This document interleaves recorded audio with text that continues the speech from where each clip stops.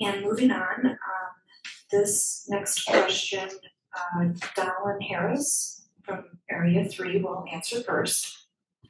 And this question is another good example of one that was suggested by a reader before the forum.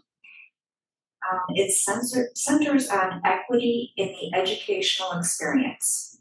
What steps would you take to ensure that all students are successful academically, socially, and emotionally at PUSD, both in the classroom and at school-sanctioned extracurricular activities, regardless of ability, socioeconomic status, ethnicity, religion, gender, or sexual identity? I'm sorry, did you say? What steps would I take to ensure that? What steps would you take to ensure that? All right, well, I am very excited to answer this question because this was very near and dear to my heart. I've been very fortunate to have served in the Diversity, Equity, and Inclusion Committee, and that's been eye-opening to hear the kind of experiences, negative experiences that our students have had, but it's also been a really lovely, wonderful opportunity to find ways to bridge differences. A fundamental part of our education is about learning how to deal with the people around us. No matter where kids come from when they get here, they're going to move on into somewhere else, and they're going to meet a whole bunch of different kinds of people. So part of what we started doing in Walnut Grove was, we had a really wonderful multicultural fair where everyone was able to come together to bring foods from their ancestral homes, to wear clothes, to celebrate, share a dance, share all of that. I see someone back there nodding along.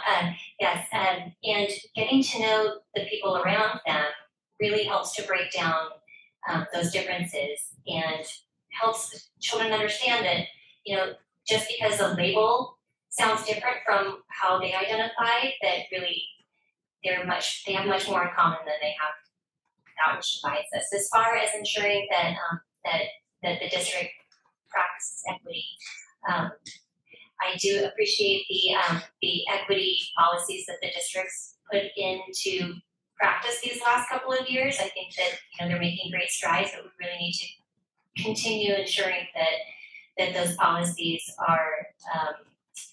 are practiced and that opportunities are available for everyone. Kelly Kamashi, Area 3. I think this is a great question, and I'd like to applaud the district in some of the instrumental work that has already been done since I've currently been on the board, including the district-wide work on overhauling the diversity and equity policy, not only with the trustees, but engaging the community with that.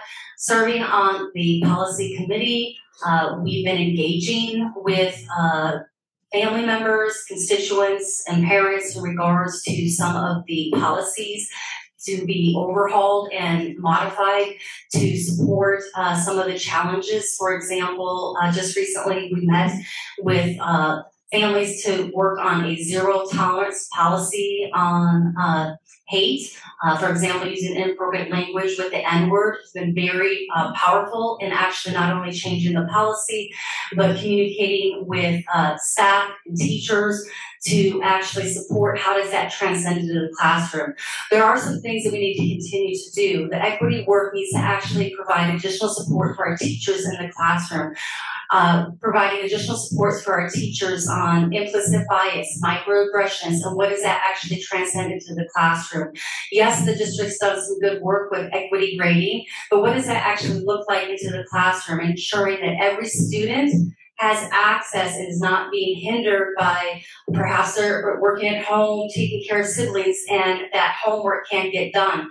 We need to continue to break down the barriers, see every child as an asset. Our teachers are doing great work. We need to continue to work together to provide that diversity and equity work so it becomes meaningful at the classroom and at the child student level. And there's much work to continue to do, and I will advocate to ensure that the equity is becoming a process that is mirrored with each child and what that means for them as well. Thank you. Thank you. Jacqueline, Area 4. Thank you. So equity for our students really is important. And so one of the things that I've thought about with equity is our reading aids. Why do we not have reading aids for early intervention? Why do we not have aids that can work in small groups for our teachers? Right now, our teachers are in a classroom with 30 some children, and they pull those students out and work with them individually or in a small group. While this is happening, the other students in the classroom are on their iPads, or they're working individually or in another small group. I think it's very important if we can, as a district, support our teachers and our students with an aid that can take that one-on-one work or that small group work and make it easier for the classroom as a whole. I really feel like if we can address the reading challenges early, it really benefits all the students, all the teachers, and the parents. It relieves a lot of frustration with those categories. So I do very much advocate for student equality, and that every student feels that they have a place and a home here in PUSD. Thank you. Charlie Jones, Area 4. Oh, you were giving me 2 minutes for something that is in my wheelhouse and I could talk hours on. So right off the bat, only a third of Black and Latino children in this district are currently passing with our CAS scores. So we need to do an actual investigation into the programs that we're using, what is effective about them, what is not, what teachers are being effective, and what can we learn from them on how to better serve these students. We brought the SAT back, but we also need the ACT, and we should be doing the pre-SAT and ACT at lower levels. And we should also be offering this during the school day and allowing that proctoring, because that's more equitable and fair. Instead of expecting like parents to try and do this outside or during their work hours, we have a lot going on. We also need to restore the foster program counseling system that we had in this district that was phenomenal. Our community of character like award reader, she spoke on this. That's a family friend of mine. It helped get her into college. So to have that cut and lost from this district is awful. My grandmother raised 8 kids to the foster system because she believed no child should go without love. I firmly believe that as a teacher. We also need an ELD lead at all the elementary school sites. We currently don't. We wonder why students sometimes have attendance issues. Why would you show up if you don't have the supports right from the beginning to help you be successful at these school sites? But even bigger, we need the right amount of paras and BIAs in all of our classes if we're truly going to do the push-in model for our classes, truly make sure that our special needs children are included in it. Too many times, my cousins who are special needs haven't been able to actually participate in the class because the paras weren't there because not enough were hired. The numbers weren't there. Having BIAs to help translate and make sure that our students in the class feel like they're belonging there, that they're a part of it, and not just put to the side or against the wall to be gotten to later.